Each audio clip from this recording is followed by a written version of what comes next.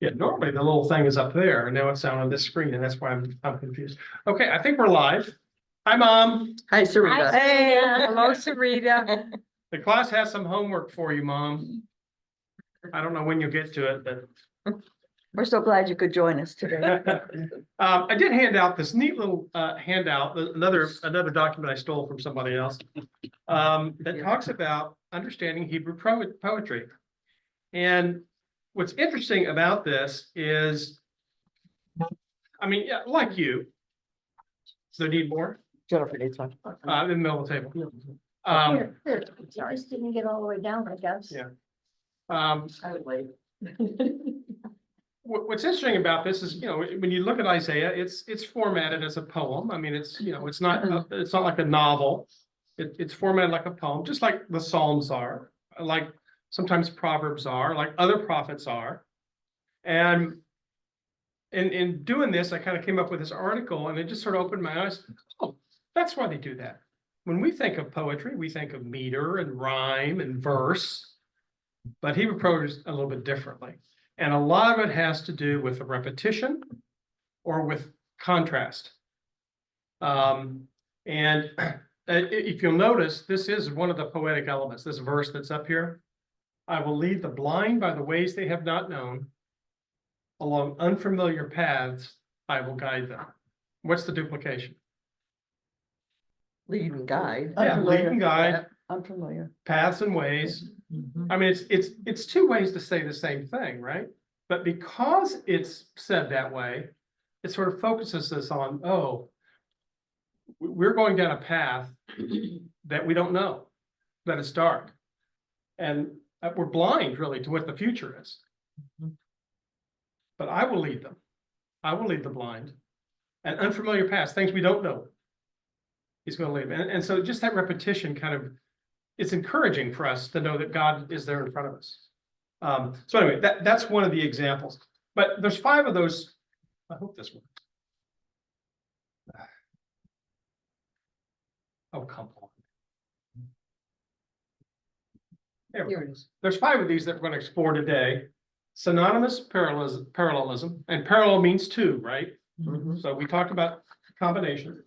Antithetical parallelism, and then intensification, personification, and a chiasm, which I'm going to say chiasm because I can't say chiasm repeatedly.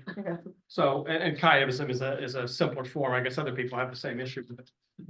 And so these are the 5 we're going to look at. And just for really briefly, we're not going to spend a whole lot of time on this. You have the little thing you can read on your own. But I'm just going to give you an example of one. This is the synonymous parallelism, and it's the one that the opening verse, where it's the same. It's the same word, phrase, or idea, or stated in a similar way to emphasize the author's point. And here's another example from Psalm 120. Deliver my soul, O Lord. What's he delivering it from?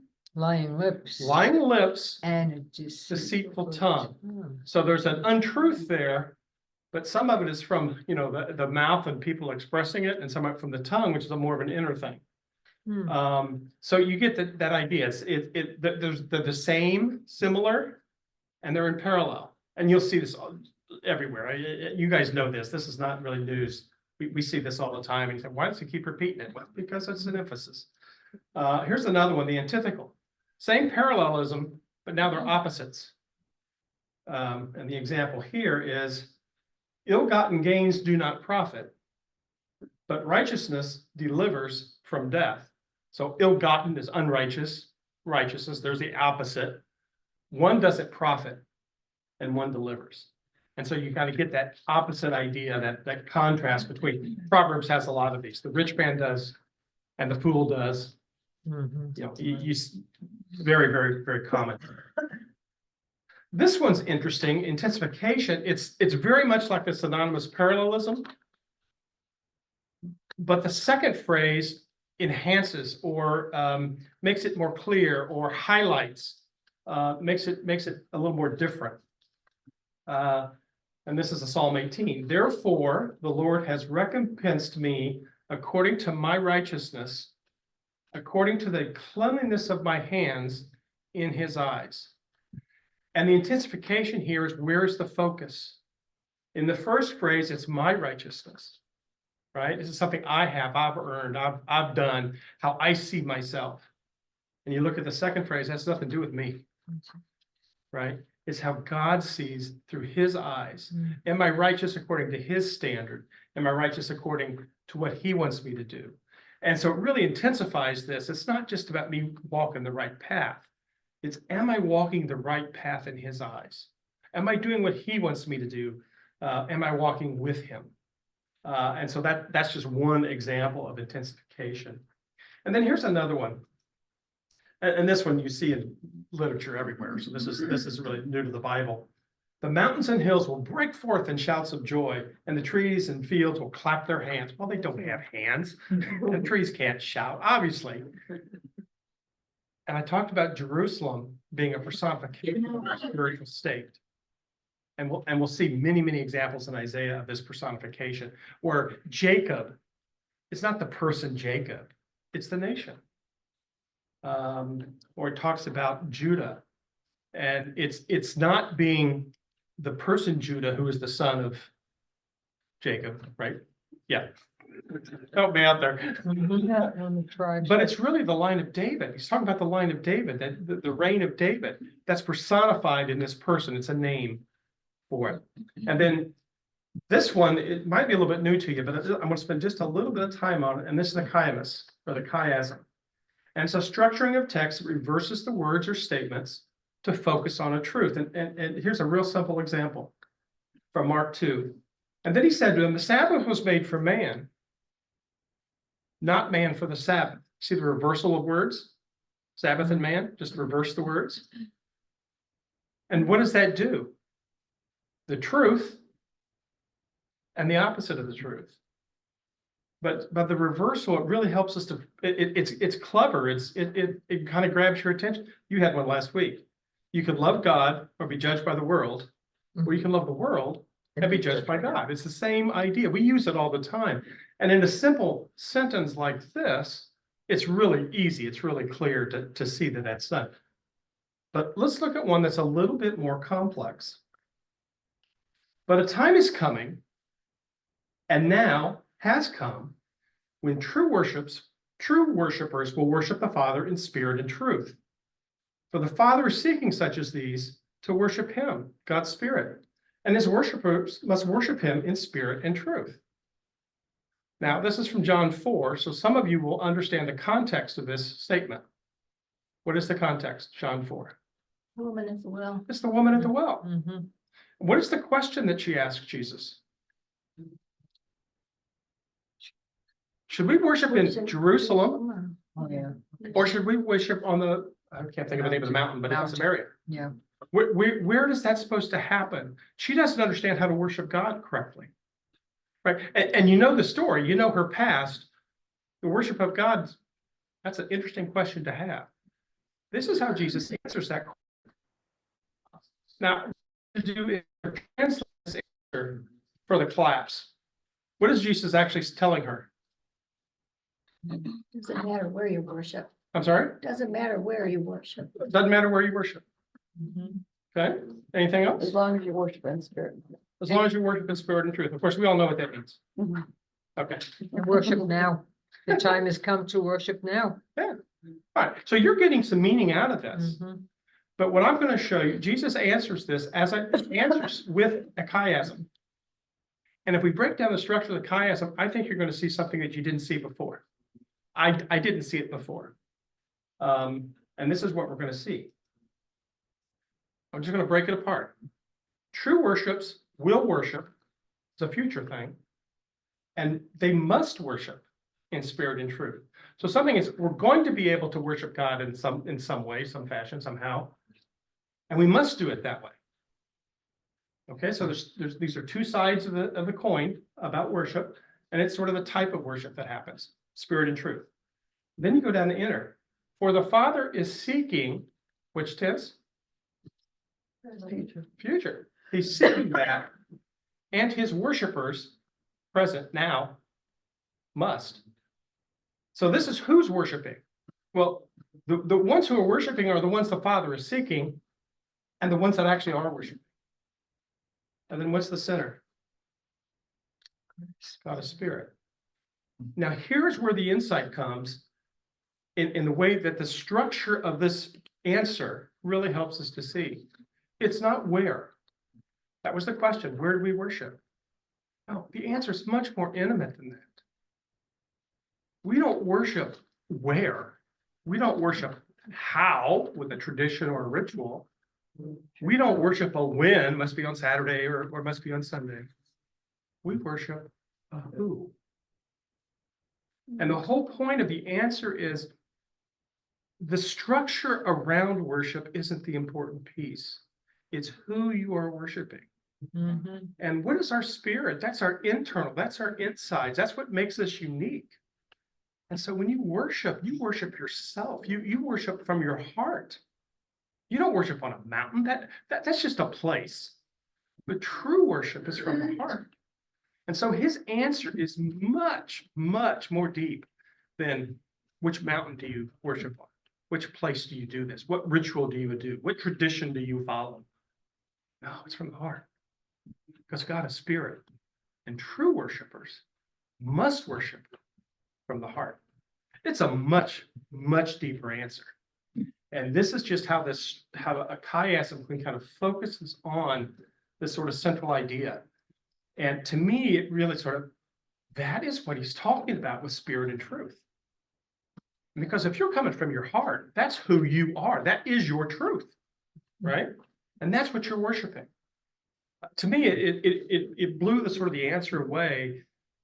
One, in how sensitive Jesus was to this woman and her question. It's a legitimate question, but how he redirects her to the real answer. And when you look at it in this structure, which I had never looked at it in this structure before. So how do you know something is a chiasm? It's a good question. How do you know? I don't know. How do you know?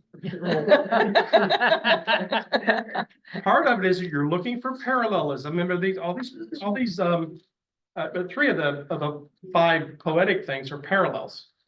So you're looking for a parallelism, right? So you're looking for that, and then you're looking for what is the internal? What is it going to? And this one breaks down pretty simply. It's 5 statements, 2 outers, then 2 inners, and then a central theme. And then once you understand the structure, then you begin to say, why is it this way? Well, and we talked about the tense being different. We talked about, there's one talking about the type of worship, and then the who's worshiping, and then you get to why. Why? Why does that matter? And I think it just pulls it out. I have no idea where I am on my notes here because I have not followed them. Didn't you do a study and the whole book was a chiasm? Right. You can look at the Pentateuch, the 5 opening books, as a chiasm. And the central theme or the central point is the Day of Atonement in Leviticus. And we kind of explored that. We didn't do a lot of detail, but other than they said that, but it focuses on that. So you have a travel to Sinai and a travel from Sinai. Exodus and Numbers. Leviticus is the law, the central piece of God's explaining. And then you have introduction in Genesis and sort of a conclusion of their experience in Deuteronomy. I believe that was yesterday, the Day of Atonement. Was it? I think so. Where's Laura's not here? But that's No, why- Kippur. Yom Kippur, yeah. That's Was why that they're- yesterday? Yeah, That's why the Friday million- night. That's why the Million March was on that day too. Okay. Ah. Well, how convenient. Mhm. How That was convenient. purposeful. Mhm. Okay. So I'm going to show you something that's how many of you like to outline something before you really kind of study it? You like to do that? I got a do. no from Ann. I do. Cindy says, yeah, I like to outline it. Rich has got a, no, not really. I do, especially if I'm preparing something. Oh, well, I that's- want to know where I'm supposed to go. Yeah. What I'm supposed to do. And so I told you about Sandra Richter last week, who's one of the speakers that I pulled a lot of this material from. This is how she outlines the first half of the book, the chapters 1 through 39. And she titles her big outline, the former things, book 1, and the latter things, book 2. And then we have the introduction. We're in the middle of the introduction, chapters 1 through 6, 1 through 4, was sort of the introduction of the whole book. This is what's Israel's role in God's plan, and then next week is what's Isaiah's role in God's plan. That's sort of the outline. But now look at the last 5 statements and look for a parallel. Do you see one? Tell me you do, because it's, I'll help you if you don't, but it's, See some woes. there's some woes. Hmm. You got a faithful king and a faithless king. Oh, nice. So there's a parallel of the 2 kings. In fact, one of our sections in our study is the tale of the 2 kings. See any others?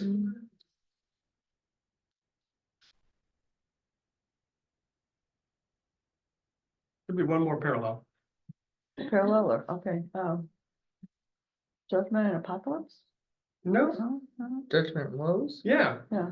One is what's going to happen to the nations, the oracles of judgment, and the other is what's going to happen to Israel, the woes to Israel, the judgments to Israel. And so that's the second section that we'll do for this is the tale of the 2 judgments.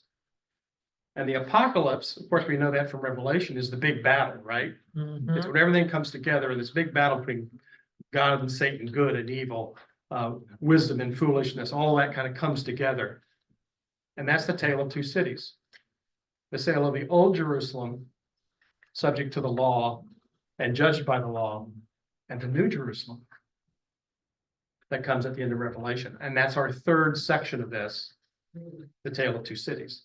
So I'm going to try to present the bulk of the first half of the book using this chiasm. And if I do this, you kind of see that a little more clear, right? So you have the faithless and the faithful kings, tale of 2 kings. And you have the nations in Israel, the tale of 2 judgments. And then you have the little apocalypse, the tale of the 2 cities. The comparison between what it was in the former way and what it's going to be in the future way, in the latter days. So that's how the chiasm can be used. When we get to the second half of the book, there's another beautiful chiasm. And that's how I will do the last half of the book. And if you notice from the agenda, there's another tale of in the last half of the book, and that should be a close to this, that kind of a structure. Okay, so what we're going to do is we're going to read not all of chapter 5, but a good portion of chapter 5. And I think we'll just start. Let's see, I think I'll start with you just to read around here. And this is called The Vineyard. It's a poem. And it's also what I named the section, it's The Vineyard. And remember from our outline, this is what is Israel's role in God's plan? Because Israel wasn't just selected because God said, I kind of like Abraham, he's a good dude. No, there was a plan involved. What's the promise to Abraham? 7-fold promise. You all know this from chapter 12 of Genesis. A great nation. Great, yep. You'll be a great nation, a great name. You'll be blessed. Those who bless you will be blessed. Those who curse you will be cursed. You will be a blessing to the nations. So that's it. That's the role that God has. That's his plan for this nation, Israel. And this chapter Isaiah kind of summarizes that for us to keep in mind. Israel, you have a plan. You're failing miserably at it, but there's a plan. God has a plan for you. And then in chapter 6, we'll see what is Isaiah's plan, role in that plan. So, but that's next week. My Bible describes it pretty well. God's disappointing vineyard. Adjectives are wonderful things. Okay, I will sing for my beloved a song of his vineyard. My beloved has had a vineyard on a very fertile hill. He dug it up and cleared the stones and planted the finest vines.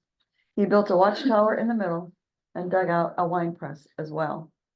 He waited for the vineyard to yield good grapes, but the fruit it produced was sour. Well, there's some disappointment there. Mhm. And then the next one. You see? And now, O dwellers of Jerusalem and men of Judah, I exhort you to judge between me and my vineyard. What more could I have done for my vineyard than I already did for it? Why, when I expected sweet grapes, did it bring forth sour fruit? Now I will tell you what I am about to do to my vineyard. I will take away its hedge, and it will be consumed. I will tear down its wall, and it will be trampled. I will make it a wasteland, neither pruned nor cultivated, and thorns and briars will grow up. I will command the clouds, that rain shall not fall on it. For the vineyard of the Lord of hosts is the house of Israel, and the men of Judah are the plant of his delight. He looked for justice, but saw bloodshed, for righteousness, but heard a cry of distress. Mm. Now, I know that you noticed all of the poetic Yes. elements in Yeah. there. Saw that. You saw that? Yeah. Mhm. That's excellent, because they're all in there. Yeah. All of them, all 5 of them are in there. But this is a 7-verse history of the nation of Israel. Just, I mean, it just took a minute to read. It's the history. I did this. I had a plan. It didn't work out. What am I gonna do? Mhm. You be the judge. What should I do? This is what I'm gonna do. It's the history of Israel in 7 verses. But let's go over one. This is my part. Or no, let me ask this question first. As you hear that, what emotions do you feel? It's a poem. Poems are designed to elicit emotion. What emotions does it elicit for you? Well, Sadness. sadness, like Sadness. that. Yeah, right. Yeah. Disappointment. Just, yeah. Disappointment, Defeat. defeat. Oh, Mhm. yeah, even more than disappointment. Yeah. Yeah. Do you have any joy here? No. How about hope? We talked about hope this morning, right? Was there hope here? No. Hmm. Nothing positive at all in this portrayal of the vineyard? No. Right.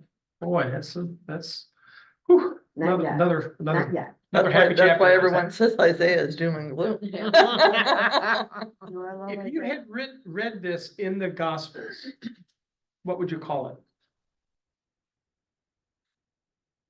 Jesus does these all the time. A parable? It's a parable. Terrible, yeah. It's a parable. What's a parable? What's the next question? Story. Story for A the story with A lesson. a lesson. lesson, for people of the times. Yeah. Yeah. Yeah. And so what are parables often about? Things that everybody knows. Mhm. It's not some abstract idea. It's a very common thing. They're an agricultural area, they grow grapes. I know what a vineyard is. Okay, they Mhm. understand this term, and that's why Jesus would use common things. He would use sheep, and he would use wheat, and the lilies of the field, and he would use the vineyard, and he would use things that people would know, Yeah. right? Because it's in that simple stuff you can have really profound truth. And that's exactly what God's revealing here, using this as a parable. I just answered that question. Took it out of your hands, sorry. I will sing a beloved song. I will sing for my beloved a song of the vineyard. Look at what God has done. Fertile hill, dug it, cleared it, planted, built, dug, waited.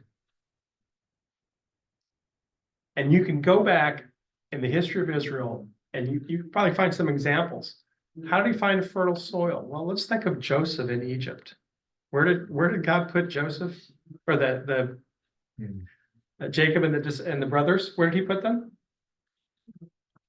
Where the crops were in abundance. Yeah, in Goshen, the land of Goshen. Best fields, best land, most productive. And what happened? They were starving. Yeah. No, they weren't starving. Well, They were when they They had a went good down there, they were said, you're sheep herders, we don't like sheep herders, you go over here in the best land. And they prospered, they grew, right? They multiplied, they were fruitful. God's building a nation, he needs people. Here's this fertile soil. Let me build the people there. He dug it up and cleared the stone. He removed obstacles. Uh-oh, I'm up against the Red Sea. What do? I will clear that obstacle. right? You go through the whole story of Israel and you can see the examples of these in their history. These are the things that God has done. And why has he done it? Because he waited for them to produce fruit. They always had a purpose. Their purpose was to be the light to the nations, to draw other peoples that didn't have those blessings to God. We see a picture of it at the end of Revelation. The nation streamed to Jerusalem, right? That's the purpose of this nation. This is what you were, this is why you're here. This is why I chose you. I didn't choose you because you're special. I chose you because I had a mission for you, I had a purpose for you. And look at all I've done to prepare you for this mission. And I expected good fruit. But Big but. you got sour grapes here. There's nothing good here. So it is defeat. It is disappointment. It is sad. It's God's sadness. I have a plan and I've done everything I can do. And I got nothing but sour grapes here. Did that in Garden of Eden, and Yeah. then went up to where Noah's time, and he gave him knowledge and how his faithfulness Yeah. to do what he did. And then then it came to this. Yeah. Yeah. God, and it's a good point. God's purpose has always been to draw all people to himself. He started in the garden, Yes. build this Eden out, Mhm. share this out, and of course they go forth and multiply, right? Big five. Yeah, fail, just like us. Is there an antithetical parallelism in those last two sentences? The yield good grapes and the, Yeah, you stole the thunder for the next slide, but yes. You're right. Exactly right. That is one. Mhm. I expected this, I got this. This, Opposites. Yeah, Mhm. yeah, good.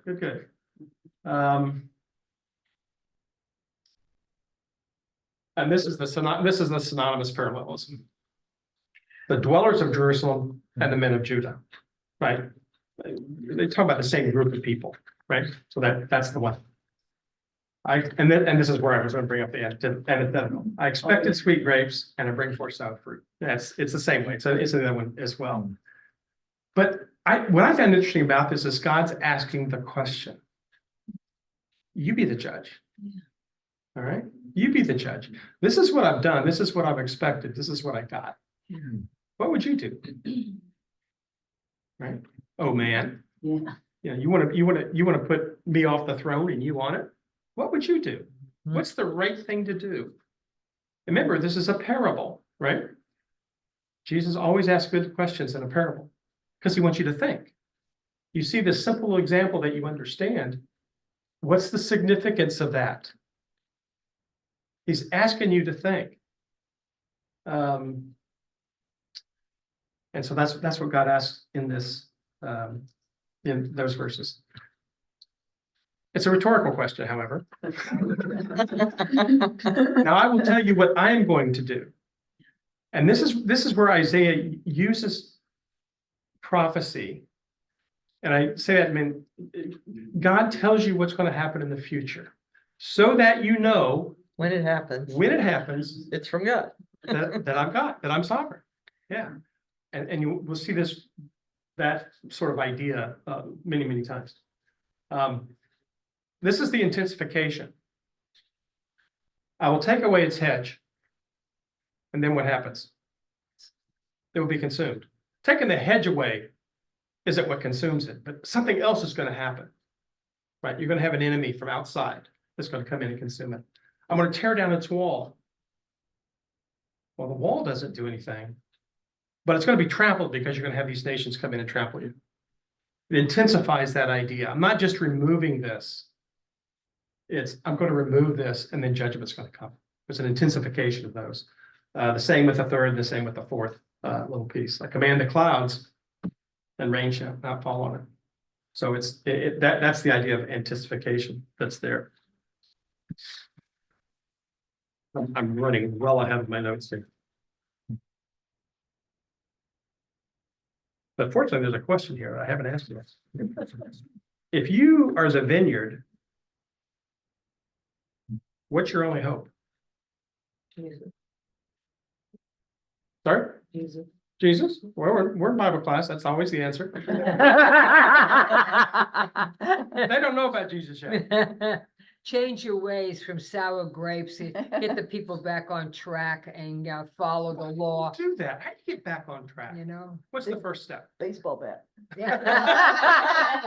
That's a coming.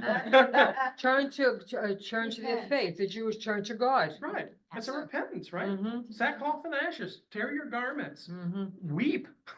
Yeah, You know, repent. pour yourself out before God. We have failed you again. Mhm. You know, you have examples all through the Old Testament where men and women have done that. You know, they've rent their garments, they've fallen on their faces, they've asked God to, you know, allow them to come back. And God always does. That's what he wants. He wants us to come back. But that's our only hope. Mhm. Our only hope is for us to change our ways. And it starts with a turn. But like you said, that's the repentance piece. That's our only hope in here. Because God has already said, I will do this. And we know God's faithful. And he will do it. He'll keep his. So when you talk about the fear of God, that ought to be the fear of God. Yeah. When this is what's going to happen and I have an out, that fear ought to tell me I fear God more than I want to be on the throne. Mhm. And of course, they were very much like you and I, so. You want, now I think about our country Yeah. and the way it's falling, Mhm. you know, it's the Lord, has the Lord taken away its edge? Has it tore down the wall, Right, you know? Right. And let these things right, happen because we weren't faithful. right. And the fact that it hasn't happened yet says only something about the grace of God, Yeah. Yeah. right? That's, you know, I think you mentioned that last week. Why hasn't he acted yet? To Why? give us time, yeah. Yeah, well, I had said to somebody, it's so horrible, when will Jesus come? And he Yeah. said to me, it's gonna get worse. Oh, yeah. It'll It come. tells us. Yeah, we have a whole book about that, don't we? Yes. Mhm. Okay, and then we'll just go to this final verse. For the vineyard is the house of Israel. Personification. This is what the vineyard is. It's you. It's you people, because I'm speaking to you. You're that vineyard. You're the plant of his delight that is not producing sweet grapes. It's you. It's directed, it's pointed like a good parable. It should pierce our heart. It's a simple thing, you know, something common, but the way that the story is, it should pierce our heart. And that's what God's attempting to do here. I will tell you what I'm going to do, Israel. I can tell you what I'm going to do, Judah. You're still the plant of my delight, but I expect fruit. And then one more point about this. Remember when the first week and I said, you know, the Hebrew language, I had this little quip out there about sounding board and I ended up sounding, you remember the first week, those of you there? Okay. This is one of those, but in Hebrew. He looked for justice, mishpat, but saw bloodshed, mishpak. For righteousness, sedekah, sounds French, but that's the only way I know how to do it. But heard a cry of distress, seakah. Wow. It's a play on words. Yeah. It's a play on words. Marcia, I think you read, the version that you read last week was very much like that. They wanted perfume and had stench or something. It was that idea. Yes. I looked at that. It wasn't the Hebrew words, but it's that idea. It's this contrast of really stark difference. I want this. I got this. You know. Mhm. But this one, the Hebrew, they're rhyming's not the right word, but it's similar words. Yeah. You know, but have vastly different meanings. And so that's how he ends the. That's how he ends that.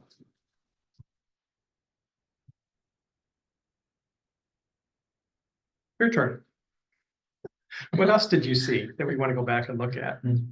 That's all.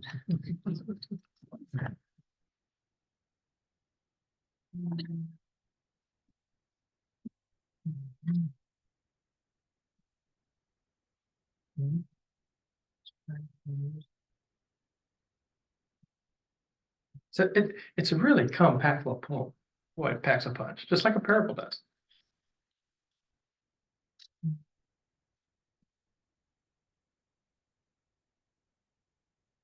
Anything else?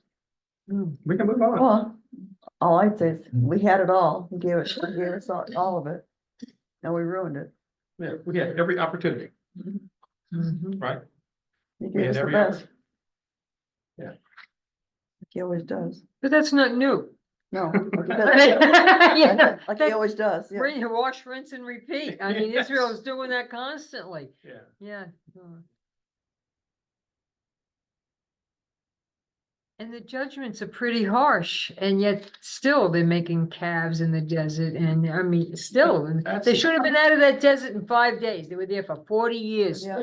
Hello, really? I mean, how long does it take to go across the desert? And what's the beginning of wisdom? No, Mhm. No, no, fear, someone said it. fear. Knowledge. Yeah, the fear of God. Fear. The fear of God is the Fear. beginning of wisdom. Mhm. If we don't understand that God has a purpose for us and a place for us and has an expectation for us, we're not going to be wise. So anyway, all right. It's a neat little parable, the vineyard. Everybody's familiar with the vineyard. Not so much us, maybe if we've been to California or something, we might know. But for them, it's very common. There's vineyards all over, up and down the hills, right? There's excuse me, Mayor, Oh, please. there's a reference in the New Testament to the vineyard. There is? Yes, Could it be the next slide? I don't know, but it's, I am the vine. Let's You- check. Let's see if you're correct. Uh-oh. Before we go on, just real quick, Oh, okay, sorry. Dorothy is pointing to Israel, but I think we are all included in, Oh, you're stealing my thunder, Joanne. Mhm, That's yes. great. You're seeing it. you know, Yeah, yeah. yeah, we're included because we have a mission as well. Mhm. God expects sweet grapes from us as well. Right?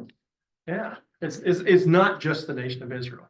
But for Isaiah, that's his frame of reference, right? He's speaking to them as a people, Mhm. and it's them. And Jesus, of course, will use the same parable to speak to us.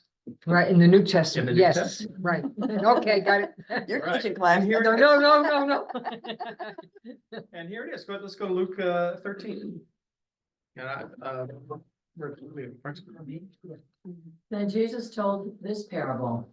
A man had a fig tree that was planted in his vineyard. He went to look for fruit on it, but did not find any. So he said to the keeper of the vineyard, look, for the past 3 years, I have come to search for fruit on this fig tree and haven't found any. Therefore, cut it down. Why should it use up the soil? Sir, the man replied, leave it alone again this year until I dig around it and fertilize it. If it bears fruit next year, fine, but if not, you can cut it down. Sounds like somebody's appropriating an already existing parable, right? Mhm. I had a fig tree, it was planted in a vineyard. I looked for fruit, but I didn't get any. Mhm. Yeah, it sounds pretty much the same thing. But a couple of interesting things is the fig tree. The fig tree is what's the right word? It's whatever that word is of the nation Israel. Mhm. Like a symbolism. Symbol, thank you. Yes, That's yeah, okay. that's what I was looking for Yeah, exactly. okay. Yeah, symbol of the nation Israel. Mhm. And that's in several places where the Israel is compared to a fig tree. This is the fig tree. Mine says a fruitful tree was often used as a symbol of godly living. Yeah, that's the fruit that you're producing. Yeah, exactly. Yeah. So Jesus uses the same idea of a vineyard and a man, God, for the story, but planting a vineyard and expecting fruit. And like you said, it's not just for the Old Testament folks, it's for us too. The people that Jesus was speaking to, there's a vineyard here. God has a plan for you. There's an expectation of fruit. What do I do if there's no fruit? Well, I'm going to cut the tree down. Why waste the soil? Right? I'll plant something that does grow here and produces fruit. And he's talking about the nation of Israel, right? But I'm going to give you a chance, right? Why does he give him a chance? Because I'm here. I am speaking to the Jewish people. remember Jesus talks about, I don't know where, because this just came off the top of my head. But he talks about, no, this is for the Jews first. I think it's the scraps, the dogs, the table, right? Is that the right one? Might be. Right. It's no, this is for my people first. This is your yearly chance. This is your time to turn. This is your time. John the Baptist has already come. Prepare the way. Here comes the Lord. The Lord's coming. There's gonna be a window here, a window of opportunity. Let's produce some fruit. Otherwise, it'll be cut down. And my notes say, but God, don't you love that? Gives the people one more opportunity. Yeah, you talked about that last week. Right. He's giving them some time Some time. to come back. Yeah, yeah. What's the next one? I think it's this one. This is another parable in Matthew. Listen to another parable. There was a landowner who planted a vineyard. He put a wall around it, dug a wine press in it, and built a watchtower. Then he rented the vineyard to some farmers and moved to another place. When the harvest time approached, he sent his servants to the tenants to collect his fruit. Boy, you're, huh? Does that sound real familiar? Yeah, it's the same vineyard. Yeah. Right? And I think Jesus says, I know Isaiah. He's talking to the Pharisees. You know Isaiah too. God planted a vineyard. He dug and built and, prepared. And now it's harvest time. What do you got? You got sweet fruit? Sour fruit. Let's go on.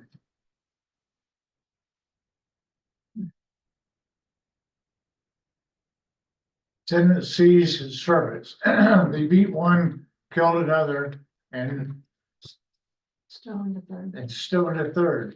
Then he sent other servants to them more than the first time, and the tenants treated them the same way. Last of all, he sent his son to them. They will respect my son, he said. But when the tenants saw the son, they said to each other, this is the heir. Come, let us kill him and take his inheritance. So they took him and threw him out of the vineyard, and they killed him. Okay, that's a little different than Isaiah. So maybe the Pharisees were a little bit confused. Therefore, when the owner of the vineyard comes, what will he do to those tenants? He will bring those wretches to a wretched end, and they replied, and he will rent the vineyard to other tenants who will give him his share of the crop at harvest time. Beautiful thing about a parable is it causes us to evaluate the simple little story and come up with a truth. And hopefully that truth gets applied to yourself. You see yourself in the truth. And that's exactly what happens. And Jesus said, have you ever read the scripture? He's talking to the Pharisees. Have you ever read the scriptures? Just, like, really? You don't get it yet? Have you ever read the scriptures? The stone the builders rejected has become the cornerstone. That's Psalm 118. Also a messianic verse. I thought it was interesting that other reading before about the killing the son. Like, that feels like Jesus to me. Yeah, it is very much so. Yeah. Yeah. I mean, he's paying. These are the prophets before, and now the son comes, right? And Therefore, I'll tell you that the kingdom of God will be taken away from you and given to a people who will produce its fruit. Anyone who falls on this stone will be broken to pieces. Anyone on whom it falls will be crushed. When the chief priests and the Pharisees heard Jesus' parables, they knew he was talking about them. They looked for a way to arrest him, but they were afraid of the crowd because the people held that he was a prophet. what's the beauty of a parable? Simple story with a truth. And when you understand that truth and apply it, it should cause you to take action. So what action does it cause them to take? Don't get rid of them. Yeah, we'll get rid of the problem. I'm not going to change, right? I'm not going to repent and walk with God. I'm going to oppose God because that's the smart way to go, right? But that's the beauty of a parable. That's the beauty. There's a truth there. There's a nugget there. And then how do you apply that? And Jesus spoke in parables, I think because they're not offensive. And yet they reveal truth.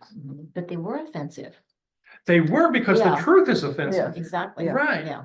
Right. It's like, okay, this is the story. How do you fit in? Prodigal son. You know, 'cause the challenge there was these guys are sinners. They'll always be sinners. There's no redemption. Right? They're not like us. They're not holy like us. They don't tie their cumin like us. But they've come back. They've repented. Don't you think that Father rejoices in that? No, they don't see that truth. They see the truth as the brother. They don't deserve it.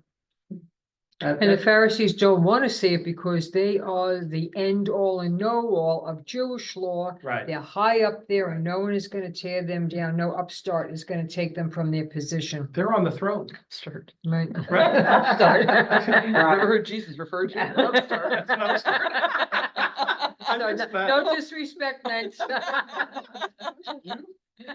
But you're exactly right. You're exactly right. We're on the throne. That's We're right. not gonna yield the throne to God. Right. Who does he think he is? Yeah, who does he think he Yeah, is? exactly. This upstart. Pride, Yeah, pride, Pride, and the same thing that took the most beautiful angel and made him right, come down and be cast out Yeah. with the third. yeah. From the other. How's that? Pride, and then he had followers too. Yeah. And these ones grouped together as. But they all knew, Yes. well, And they knew the truth. and they knew the truth. Right. And so did these fellows too. And Jesus kept pointing it out to them. Right. But they didn't want to admit it, but that's pride and lack of repentance. But do you really think those Pharisees knew the truth? They knew the law. And I think that they were having troubles. Well, with those Nicodemus, for people. sure. Yeah, exactly. That's what yeah, mentioned I love that. Nicodemus. Right. Oh, a glimmer, you know. You're right. But the other one's like, that's the law. No, yeah, they were the authority and they wanted to keep their position, that Well, pride, yeah, as they said, yeah. and they were respected in the community and walk around like the kingpins that they Yeah, were. I understand that. I'm Yeah. just saying, do you really? Do you think they really knew? I Yeah, think they were blinded. I think they were too. They didn't want to see I it. think they thought they were doing the right thing because they tied that little herb thing, you know, so. They didn't want to see it. Scripture says all will know, Says what? all will know. Yeah. Yeah, They will. That all, everybody knows. Right. Scripture. hopefully it's not too late. Didn't say when. Yeah. Yeah. It's not too late now. Mm. It will be too late Soon. soon. Yeah. So there's two places where Jesus uses the parable of a vineyard. And he's doing it against people that are against him, that he wants to, in the one case is there's an opportunity for repentance. And then the other case, it points out, what should they do? What, it's the question, what should the owner of the vineyard do? Right? Well, he should, cut those wretched people off from their wretched ways, or however the phrase was that you read. But that's me. That's what he should do to me. I'm judging myself. Yeah, you are. You actually are judging yourself if you understand that truth and don't repent. But there's a third time that Jesus used this same parable, and it's a much more positive one. And it's the one, as you said, Joanne, it's the one that applies to us. And let's look at this one. Here it is. That's it. I am the vine. It's your Oh, church. I am the vine. So happy. I like this one. I am the true vine, and my Father is the keeper of the vineyard. He cuts off every branch in me that bears no fruit, and every branch that does bear fruit. He prunes to make it even more fruitful. You are already clean because of the word I have spoken to you. Remain in me, and I will remain in you. Just as no branch can bear fruit by itself unless it remains in the vine, neither can you bear fruit unless you remain in me. The Father is the owner of the vineyard, and I am the true vine. That's right. You want to produce sweet fruit? Because that's your purpose. Right? That's why we're here. We're to produce sweet fruit. How do you do that? There's only one way. you have to abide in the true vine. Right? That's the source of the sweetness, if you want to use the metaphor of the parable. Right? And yeah, there's going to be some pruning because you have some things that are going to sour that sweetness.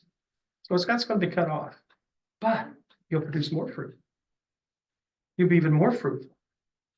It's a beautiful way that Jesus takes something very simple that they all understood and applies a truth to it all the way back from Isaiah. But this is what God's purpose is all along. His purpose for the nation of Israel, his purpose for you and I is fruit. And how do you define fruit? Oh, I don't have the answer to that question. Well, we've talked about this. I know, I still don't have the answer to that question. Because when you first read it, you think that it's, well, for me, I think that it's bearing, talking to people, sharing the gospel, bearing fruit. But then as I've thought more about it, I also think that it could be the fruits of the Spirit in the way that, we are to others. And so when I read fruit now, it's kind of like, oof. I look at it as I love, think it's both. love and kindness and Those are the fruits of the the Spirit. fruits of the Spirit, exactly, being bare love, But hands across the table. And what does that fruit produce? That, It draws people to Mhm. God. That's the whole Right. purpose of it. That's why we're to love one another, so that people know us by that. That's why we're to be patient and gentle and kind. Because that's attractive. People say, what is different about you? Why do you act this way in calamity and you have hope? I don't have hope. Why do you have hope?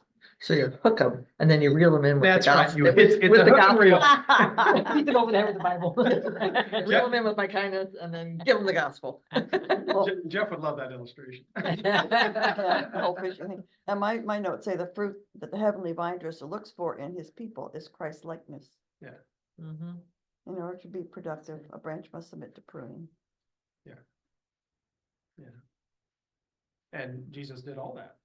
He loved, he healed, he comforted, he wept with, he was with people. Yeah. He also challenged them. Loved them. That's a good answer, Nancy. That's the fruit. That's not my answer. Okay, and the rest of this, I am the vine and you are the branches. Without me, you can Right. You're not the vine, you're the branch. The one who remains in me and I in him will bear much fruit. You want to bear fruit? You have to abide in me. You have to be with me. For apart from me, you can do nothing. And if anyone doesn't abide in me, they're not going to produce fruit. And so what happens with things that don't produce fruit? They're going to be pruned. And this is the Father's glory, that you bear fruit. I liked his Leonard's message this morning about the crown. And part of that crown is the glory. And it's not our glory, it's God's glory. righteousness, right? Yeah, because he could use you and me to provide that glory. And of ourselves, we're not like gloriful. But we can bring glory to God by the fruit that we produce. See, how am I transitioning to this one? Oh, Israel, I have it right here. Isaiah has shown us a picture of what fruit will look like, right? And John echoes that in Revelation. This is the end plan. And I don't know where we are here. And I heard a loud voice from the throne saying, behold, the dwelling place of God is with man, and he will dwell with them. They will be his people, and God himself will be with them as their God. It's hard to read without crying. I know. He will wipe every tear from their eyes, and there will be no more death, or mourning, or crying, or pain. For the former things have passed away, and the one seated on the throne said, behold, I make all things new. Yeah, so how do we bear fruit? We can't do it in our own selves. We just can't.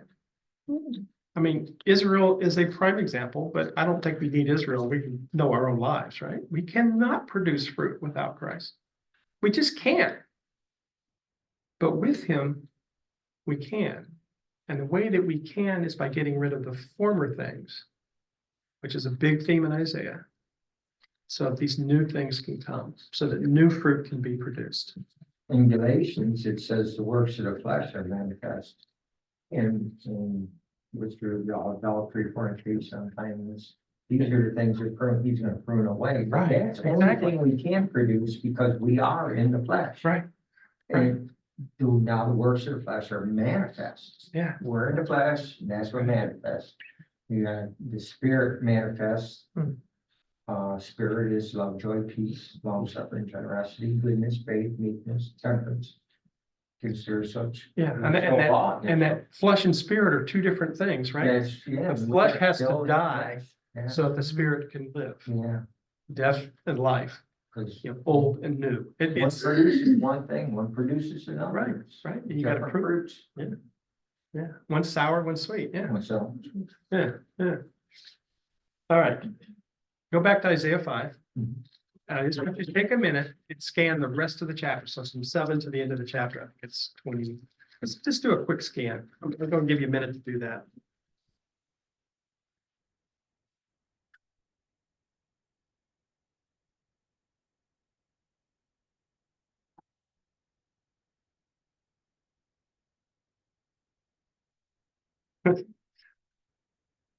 Here's my note. Scan through the woes in verse 8 till the end of the chapter. It doesn't look good for Judah. What's gone wrong? What has gone wrong? 18, what sorrow waits for those who drag their sins behind them with ropes made of lies. That's what wrong. Yeah, yeah, deceit, lies. Mine said judgment on excesses, so whether we overdo or do too much or all the wrong stuff or. Judgment on X's. And what sorrow, 21, what sorrow waits for those who are wise in their own eyes. Oh, that answers my next question. Yourself so clever. Yeah, that answers my next question. Flesh. Why might they think they're doing all right? Hmm. And that's the end, Rich, that's the question. That's the answer to that question. Their own eyes. Their own eyes. They're looking through it eyes. Didn't we start with this and we said, one of those was, something about my righteousness. Hmm. And then it's the righteousness through his eyes. So we're going to look at our own righteousness in a different perspective. We look at it through God's eyes, we're going to see, I need to be with the true vine because I am not producing sweet fruit unless I am. But if we look through our own eyes, we say, oh, there's fruit, there's a grape, I got a grape, I'm happy. That is the problem with the world right now. Right, it's a sour grape. Yeah, It's you bite nice. into it, yeah. Yeah, Yeah. can't bite into it. Go down to, I think this is verse 20. Woe. to That's the one I like. Yes, whoa, yes, I was just gonna. Well, bring you that were, you know, all morning, you've been ahead of me. up. I No, no. beat you this time. Woe to those who call evil good and good evil. Boy, that's right home today. Who Mhm. put darkness for light Here we go. and light for darkness. Is that And who parallel? put bitter for sweet Mhm. and sweet. They have it backwards. Yeah. They don't understand that it's not sweet fruit. It's bitter fruit. They don't understand it. Why? Well, because in their own eyes, everything's good. Right? They've exchanged these things. And notice all those are chiasms. Did you notice that? Yes. Yeah. So all 5 of our little things are in this little poem. But I think that's the key. Yes, I think that's the key to understanding maybe what God's getting at through this particular chapter of Isaiah. I have planted, I've dug, I've prepared. And I've done that for a purpose. And the purpose is so that you may produce fruit. And you're producing fruit. But it's bitter. It's sour. It's not what's expected. So what should I do?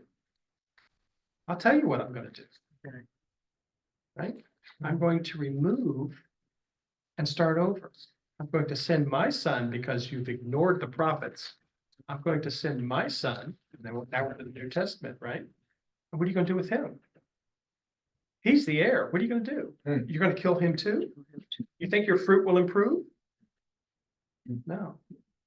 So I will cut the fig tree down and I'll give that to different, and then now we shift to Jesus. I'll give it to different shareholders. And they Christians. They will be my method, my vineyard, in order to produce the fruit that I'm expecting. Mhm. And they can do that only if they abide in the true vine.